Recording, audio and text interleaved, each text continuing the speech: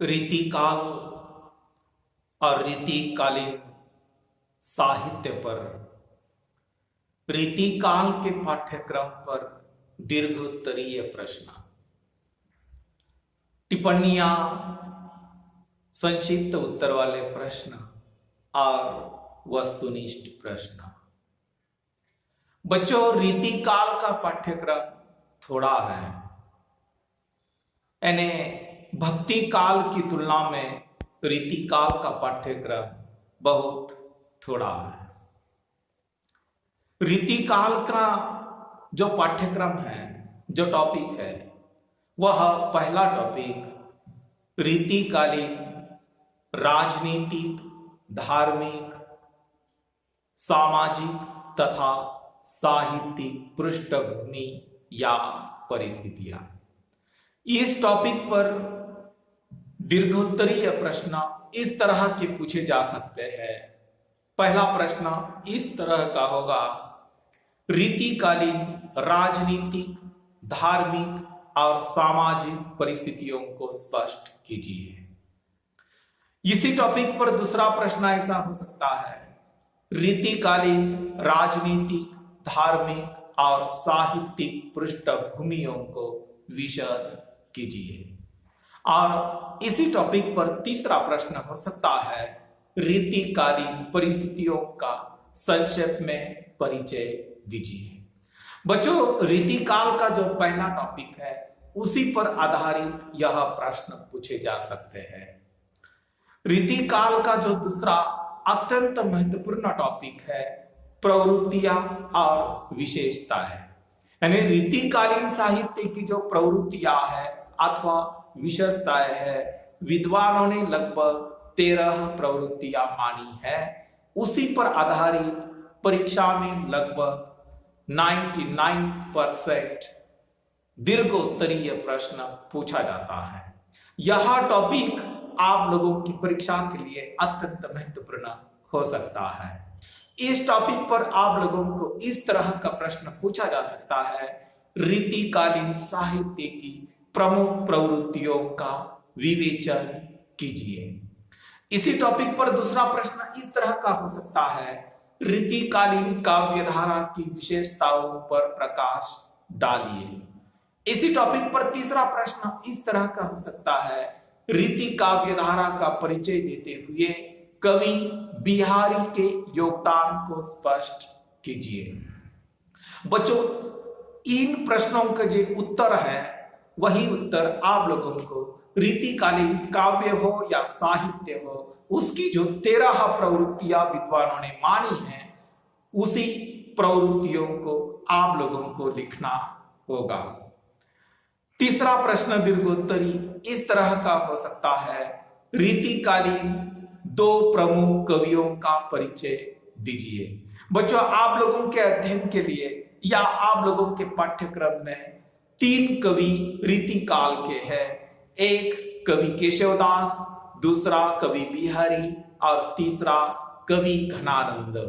इन तीनों में से आप लोगों को 2 कवियों का परिचय लिखना होगा। इस उत्तर के लिए आप लोगों को टिप्पणियां देखनी होगी। इस तरह से देखा जाए तो केवल रीतिकाल के इस टॉपिक पर, यानी 3 टॉपिक पर 3 दीर्घोत्तरीय प्रश्न हो सकते हैं। रीतिकाल पर लगभग 11 टिप्पणियां हो सकती है, परंतु इन 11 टिप्पणियों में से बच्चों केवल 5 टिप्पणियां ऐसी है जिस पर आप लोगों को अधिक ध्यान देना होगा। वह 5 टिप्पणियां कौन सी है और 11 टिप्पणियां कैसी हो सकती है, उसके बारे में हमें विचार करना होगा। पहली टिप्पणी होगी रीतिकाल की राजनीतिक पृष्ठभूमि। दूसरी टिप्पणी होगी रीतिकाल की सामाजिक पृष्ठभूमि। तीसरी टिप्पणी होगी रीतिकाल की धार्मिक परिस्थिति और चौथी टिप्पणी होगी रीतिकाल की साहित्यिक परिस्थिति। यानी रीतिकाल के जो 4 परिस्थितियां है उसी के आधार पर दीर्घोत्तरी भी प्रश्न हो सकता है और एक एक परिस्थिति पर टिप्पणी के लिए भी यह टॉपिक इंपॉर्टेंट हो सकता है, महत्वपूर्ण हो सकता है। पांचवी टिप्पणी बच्चों लगभग 99% परीक्षा में पूछी जाती है टिप्पणी के रूप में। वह टिप्पणी है रीति काल का नामकरण। बच्चों ये रीतिकालीन साहित्य का या पाठ्यक्रम का अत्यंत महत्वपूर्ण टॉपिक, छोटा सा टॉपिक है परंतु अत्यंत महत्वपूर्ण है। इस टॉपिक पर आप लोगों को टिप्पणी पूछी जाती है रीति काल का नामकरण। और जो मैंने आप लोगों से कहा कि 5 टिप्पणियों पर आप लोगों को अधिक फोकस करना होगा, वो 5 टिप्पणियां हैं कवि बिहारी, कवि केशवदास, कवि घनानंद। ये 3 कवि जो है उनमें से लगभग एक कवि टिप्पणी के लिए पूछा ही जाता है। बच्चों रीतिकाल की 2 प्रसिद्ध रचना है, उन रचनाओं पर आप लोगों को टिप्पणियां पूछी जाती है। वह रचना है रामचंद्रिका और दूसरी रचना है बिहारी सतसई। इन 2 रचनाओं में से एक रचना पर लगभग 99% या 99% टिप्पणी पूछी जाती है। और अंतिम टिप्पणी है रीतिकालीन साहित्य की विशेषताएं। बच्चों रीतिकालीन साहित्य की 13 विशेषताएं हैं, परंतु विस्तार से आप लोगों को इस टिप्पणी में नहीं लिखना है। टिप्पणी 7 अंक के लिए होती है, 7 अंक के जैसा ही आपको उत्तर लिखना होगा।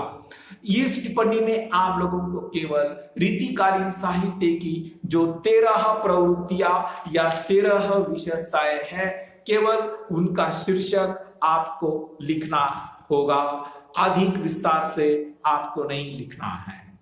रीतिकाल पर संक्षिप्त उत्तर वाले प्रश्न। बच्चों रीतिकाल पर जो संक्षिप्त उत्तर वाले प्रश्न पूछे जाएंगे, उनमें से जो इंपॉर्टेंट प्रश्न है जो मैं आप लोगों को देने वाला हूं, उसके नोट्स भी देने वाला हूं, उसके बारे में हमें थोड़ी सी चर्चा करनी होगी। बच्चों मैंने आप लोगों से कहा है कि संक्षिप्त उत्तर वाले प्रश्न जो होते हैं उसका उत्तर 4-5 पंक्ति में अपेक्षित है, 2-3 पंक्ति में अपेक्षित है। उसका उत्तर विस्तार से बिल्कुल अपेक्षित नहीं है, या एक वाक्य प्रश्न की तरह उसका उत्तर अपेक्षित नहीं है, क्योंकि यह प्रश्न एक प्रश्न 2 अंक के लिए पूछा जाता है। रीतिकाल पर संक्षिप्त उत्तर वाले प्रश्न कैसे हो सकता है बच्चों, उसके बारे में हम देख सकेंगे। बच्चों पहला प्रश्न होगा रीतिकाल की अन्य नाम कौन से है। बच्चों मैंने आप लोगों को बता दिया है कि रीतिकाल की अनेक नाम हैं।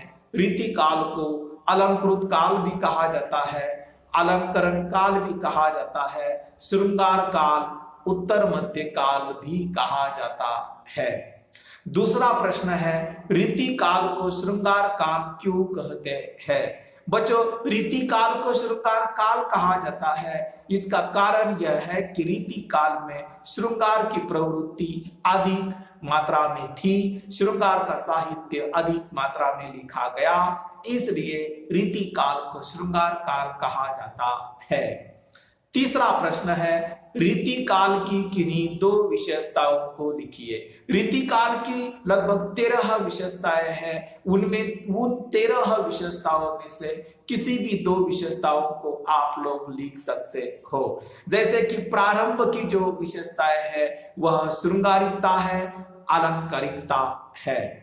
प्रश्न क्रमांक 4 रीतिकाल की राजनीतिक स्थिति संक्षेप में लिखिए। बच्चों रीतिकाल की जो 4 स्थितियां है या पृष्ठभूमि है, राजनीतिक है, सामाजिक है, धार्मिक है, साहित्यिक है, इसी पर आधारित संक्षिप्त उत्तर वाले प्रश्न हर एक पर पूछा जाने की अधिक संभावना होती है। इसलिए जो राजनीतिक परिस्थिति है वो संक्षेप में लिखनी है, यानी प्रारंभ की 4-5 पंक्ति लिखनी होगी।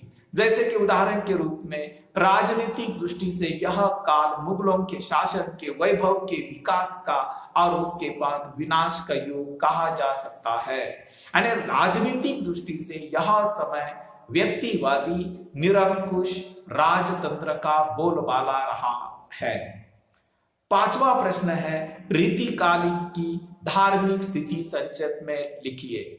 बच्चों रीतिकालीन समय संस्कृति और सभ्यता की दृष्टि से विनाश का युग है। इस युग में अंधविश्वास रूढ़ियों और बाह्य आडंबरों ने धर्म का स्थान ग्रहण कर लिया था। पंडित और मुल्ला लोग इस क्षेत्र में सर्वे सर्वा समझे गए। राधा कृष्ण सामान्य नायक और नायिका के रूप में चित्रित हुए हैं। छठा प्रश्न इस तरह का होगा, रीति काल की सामाजिक स्थिति संक्षेप में लिखिए। बच्चों, यथा राजा तथा प्रजा, यह जो मुक्ति है उसी के अनुसार इस काल का राजा जैसा था उसी तरह का समाज था। राजा का प्रभाव समाज पर पड़ा था। मुगल साम्राज्य के ऐश्वर्य, सौंदर्य, वैभव, विलासिता आदि का प्रभाव सामान्य जनता पर पड़ रहा था। सामान्य लोगों में भी प्रदर्शन की प्रवृत्ति अधिक दिखाई देती थी।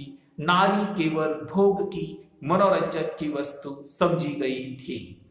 सातवां प्रश्न है बच्चों, रीति काल की साहित्यिक स्थिति संक्षेप में लिखिए। यानी रीति काल में जो साहित्य लिखा गया वह किस तरह का साहित्य लिखा गया। बच्चों, मैंने कई बार कहा है, हमारे देश की परिस्थिति जैसी होगी उसी तरह का साहित्य लिखा जाता है। रीतिकालीन कविता को सामंती यानी श्रीमंती छत्र छाया में पोषण मिला था। कोई ना कोई कवि राजा के आश्रय में था, बादशाह के आश्रय में था। राजस्थान के जो नरेश तथा सामंतों के छत्र छाया में हिंदी कविता का दरबारी रूप बहुत विकसित हो पाया। जयपुर हो, जोधपुर हो या महाराष्ट्र के राज दरबारों में भी वही प्रदर्शन प्रधान और श्रृंगारप्रद जीवन दर्शन की अभिव्यक्ति काव्य धारा संत रूप में चलती रही। आठवां प्रश्न है, कवि केशवदास का संक्षेप में परिचय दीजिए। बच्चों, कवि केशवदास पर आधारित जो टिप्पणी है वह प्रारंभ की 4-5 पंक्तियां आपको लिखनी होगी। कवि केशवदास का जन्म एक धनाढ्य ब्राह्मण कुल में हुआ था। इनके पिता का नाम काशीनाथ संस्कृत के विद्वान थे। कवि काशीनाथ ओरछा नरेश महाराज इंद्रजीत की राजसभा में रहा करते थे। अगली टिप्पणी है, अगला प्रश्न है, बिहारी का संक्षेप में परिचय दीजिए। कवि बिहारी के बारे में, रीति काल के कवि बिहारी ये प्रसिद्ध कवि है। उनका जन्म विक्रम संवत 1652 ग्वालियर में हुआ था। कवि बिहारी बालपन में बुंदेलखंड में रहे, अपनी तरुणाई में अपने ससुराल मथुरा में रहे। इनके पिता का नाम केशवदास था और इनके गुरु का नाम नरहरि दास बताया जाता है। 10वां प्रश्न है, रामचंद्रिका का संक्षेप में परिचय दीजिए। बच्चों, ये रामचंद्रिका ये जो ग्रंथ है ये केशवदास द्वारा रचित है। इसका संक्षेप में परिचय इस तरह से आप दे सकते हैं। रामचंद्रिका ग्रंथ का मूल आधार ये वाल्मीकि रामायण ग्रंथ है। इसके 2 भाग है, इसकी कथा के 2 भाग है, एक पूर्वार्ध और दूसरा उत्तरार्ध। पूर्वार्ध में राम जन्म से रावण वध तक तथा उत्तरार्ध में राम के वनवास में से लौटने से लेकर सीता वनवास तथा पुनः राम सीता मिलन की कथा उसमें चित्रित की गई है। 11वां प्रश्न है, रीति काल के प्रमुख 3 कवियों के नाम लिखिए। बच्चों, रीति काल के 3 प्रमुख कवि एक केशवदास है, बिहारी है और घनानंद है। अगला प्रश्न है, रीति काल के विविध नाम क्या है। बच्चों, रीति काल के जो विविध नाम है वह अलंकृत काल है, अलंकरण काल है और श्रृंगार काल भी कहा जाता है। अगला प्रश्न है बच्चों, रीति काल को अलंकृत काल क्यों कहा जाता है। बच्चों, रीति काल में अलंकृत काव्य अधिक मात्रा में लिखा गया। अलंकार की भरमार होने के कारण रीति काल को अलंकृत काल कहा गया है। अगला 14वां प्रश्न है बच्चों, रीति काल में नारी का किस रूप में चित्रण किया गया। बच्चों, रीतिकालीन साहित्य को आप लोगों ने देख लिया तो नारी का रंगीले, भड़कीले और केवल एक प्रेमी का मनोरंजन का साधन इस रूप में उसका वर्णन किया गया है। उसके ऊपरी सौंदर्य का चित्रण किया गया, आंतरिक सौंदर्य का चित्रण उसका नहीं किया गया। और अंतिम प्रश्न है संक्षिप्त उत्तर वाला, बिहारी सतसई का विषय क्या है। बच्चों, बिहारी सतसई यह ग्रंथ कवि बिहारी द्वारा रचित कवि बिहारी के कीर्ति का आधार स्तंभ माना जाता है। बिहारी सतसई इस ग्रंथ में 713 दोहे है और बिहारी सतसई इस ग्रंथ का जो विषय है वह श्रृंगार है, वह भक्ति है, नीति है, ज्योतिष शास्त्र है, गणित शास्त्र है। इस तरह से लगभग 15 प्रश्न संक्षिप्त उत्तर वाले हो सकते हैं। बच्चों, रीति काल पर वस्तुनिष्ठ प्रश्न यानी एक वाक्य उत्तर वाले प्रश्न लगभग 15 प्रश्न मेरी दृष्टि से इंपॉर्टेंट हो सकते हैं। परंतु एक बात मैं स्पष्ट कर देना चाहता हूं कि वस्तुनिष्ठ प्रश्न इसका अर्थ होता है एक वाक्य उत्तर वाले प्रश्न। एक वाक्य उत्तर वाले प्रश्न का जो उत्तर होता है वह आप लोगों को संपूर्ण वाक्य में लिखना होगा।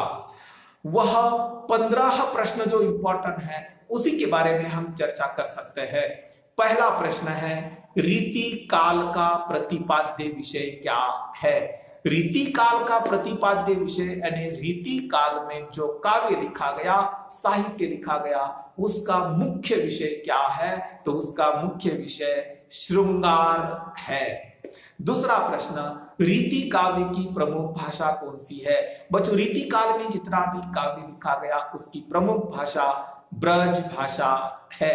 तीसरा प्रश्न, बिहारी सतसई ग्रंथ में कितने दोहे हैं। बच्चों, बिहारी सतसई यह जो ग्रंथ है वह कवि बिहारी ने उसकी रचना की है और इस ग्रंथ में 713 दोहे है। चौथा प्रश्न है, कवि केशवदास किस राजा के आश्रय में रहे थे। कवि केशवदास ओरछा नरेश महाराज इंद्रजीत के आश्रय में रहे थे। पांचवा प्रश्न है, रीति काल का समय कब से कब तक माना है। रीति काल का समय विक्रम संवत 1700 से विक्रम संवत 1900 तक माना है। रीति ग्रंथ किसे कहते हैं, ये छठा प्रश्न है। रीति ग्रंथ किसे कहते हैं। बच्चों, रीति के ग्रंथ यानी काव्य शास्त्रीय ग्रंथ, काव्य शास्त्रीय ग्रंथों को रीति ग्रंथ कहते हैं। सातवां प्रश्न है, कवि घनानंद की प्रेमिका का नाम क्या था। कवि घनानंद की प्रेमिका का नाम सुजान था। आठवां प्रश्न, रामचंद्रिका किसकी रचना है। बच्चों, रामचंद्रिका कवि केशवदास की रचना है। नौवां प्रश्न है, रामचंद्रिका का मूल आधार ग्रंथ कौन सा है। रामचंद्रिका का मूल आधार ग्रंथ वाल्मीकि रामायण है। 10वां प्रश्न है, कवि घनानंद की 3 रचनाओं के नाम लिखिए। कवि घनानंद ने 3 प्रमुख रचनाएं हैं, एक सुजान सागर, रस केलीवली और लीला लोकसार घनानंद की 3 प्रमुख रचना है। अगला प्रश्न है, कवि घनानंद किस मुगल बादशाह के मुंशी थे। मुंशी यानी हिसाब किताब रखने वाले। कवि घनानंद मुगल बादशाह मोहम्मद शाह के मुंशी थे। 12वां प्रश्न है, रीति काल का दूसरा नाम क्या है। रीति काल का दूसरा नाम श्रृंगार काल है। अगला प्रश्न है बच्चों, बिहारी सतसई के रचयिता कवि कौन है। बिहारी सतसई के रचयिता कवि बिहारी है। 14वां प्रश्न है, रीति काल में वीर रस की कविता लिखने वाले कवि कौन है। बच्चों, रीति काल में श्रृंगारी काव्य, अलंकृत काव्य, भक्ति का काव्य लिखा गया, परंतु एकमात्र कवि ऐसा था रीति काल में जिसका नाम है भूषण।